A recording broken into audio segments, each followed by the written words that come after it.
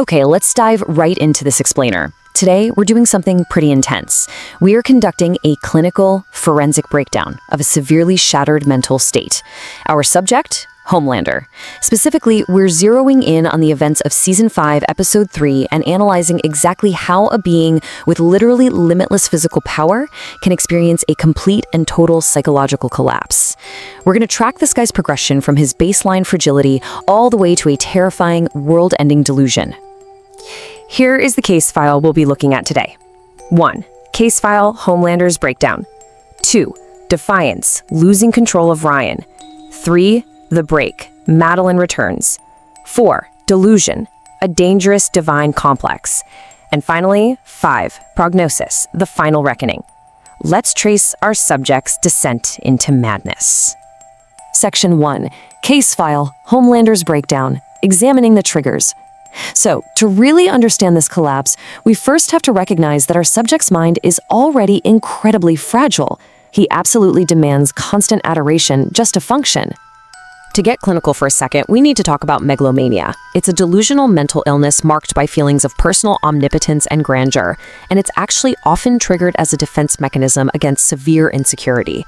The reviewers over at the AV Club brilliantly pointed out that Homelander's escalating God complex is a direct result of his emotional devastation. Basically, his brain is triggering megalomania as a pure survival tactic. And the catalyst for this defense mechanism? It's devastatingly simple.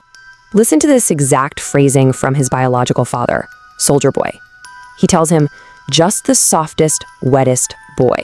You're pathetic. You're nothing at all." I mean, wow. When a subject with severe, lifelong abandonment issues hears that from their father figure, it's a catastrophic stressor. Fans noted how these brutal insults completely shatter Homelander's ego and act as the absolute primary catalyst for his psychological break. Section 2. Defiance. Losing control of Ryan, or the Omni-Man treatment. Because you see, this rejection from his father is instantly compounded by another massive stressor, which is the absolute loss of control over his own son. Showrunner Eric Kripke actually noted that this episode is heavily designed to explore the clinical cycle of violence affecting the youth in the story. You've got Maverick, who is completely consumed by vengeance, leading directly to his demise. Then there's Zoe, who actually manages to break the cycle, choosing to run away with her father rather than seek revenge. But Ryan is tragically caught right in the middle, violently beaten by his father when he actually attempts to stand up to him. And think about this specific point of rebellion. During their confrontation, Ryan actively uses Homelander's super hearing and heart rate detection against him. He literally calls out his father's elevated heartbeat, which signals ultimate defiance. Reddit fans were really quick to compare this brutal physical confrontation to the famous Think Mark, Think moment from Invincible. It shows Ryan actively challenging Homelander's authority and effectively stripping the subject of his very last illusion of control. Section 3. The break. Madelyn returns, a subconscious defense mechanism. Right, so this is the exact moment our subject's mind fully fractures.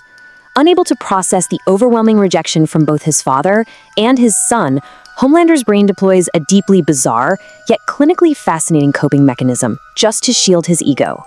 Listen to this chilling thought, spoken by his hallucination of Madelyn Stillwell. She says, "Why should Jesus have more love than you? You save more people than he does." The really crucial point here is that this isn't real, right? It's pure manifestation. Homelander is using this absurd vision of a deceased maternal figure to dangerously validate his need for absolute worship. He's literally inventing a voice in his head to tell him exactly what he needs to hear. Section 4. Delusion, a dangerous divine complex. The pivot to megalomania.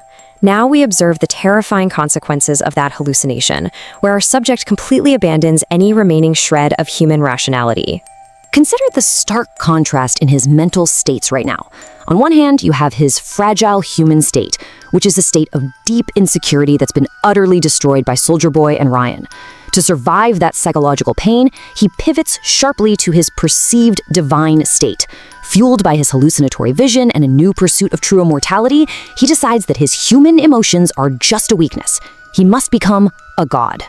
And this highlights just how violent that pivot truly is. Listen to this absolutely chilling quote from his hallucination.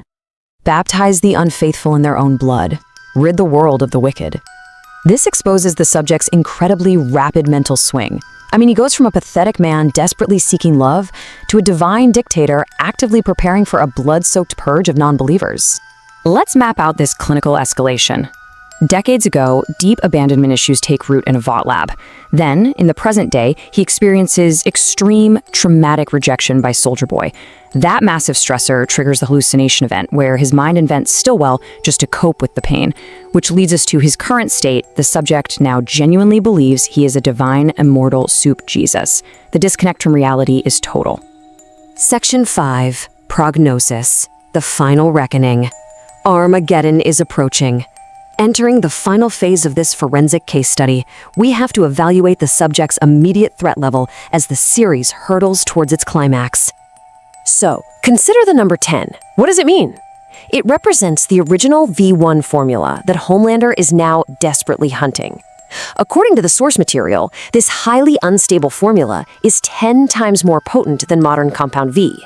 If Homelander acquires it, it would grant this deeply unstable subject true immortality and total immunity to the soup-killing virus. The subject now has a very clear, methodical path of destruction. Step 1, sever emotional ties, which he has already executed by brutalizing his son. Step 2, acquire the V1 formula from the classified Fort Harmony. And Step 3, execute the divine purge of non-believers. As reviewers point out, Homelander's hallucination has totally restored his dangerous confidence. We are sitting in the terrifying calm before the storm right now. Which leaves us with this final, provocative question to wrap with our explainer today. What happens when a god decides to rid the world of the wicked? It's a deeply chilling thought that perfectly summarizes our forensic findings, and it definitely leaves us all eagerly anticipating the finale to see just how destructive this psychological break will be. Thanks so much for exploring this case file with me, and remember to always keep questioning the world around you.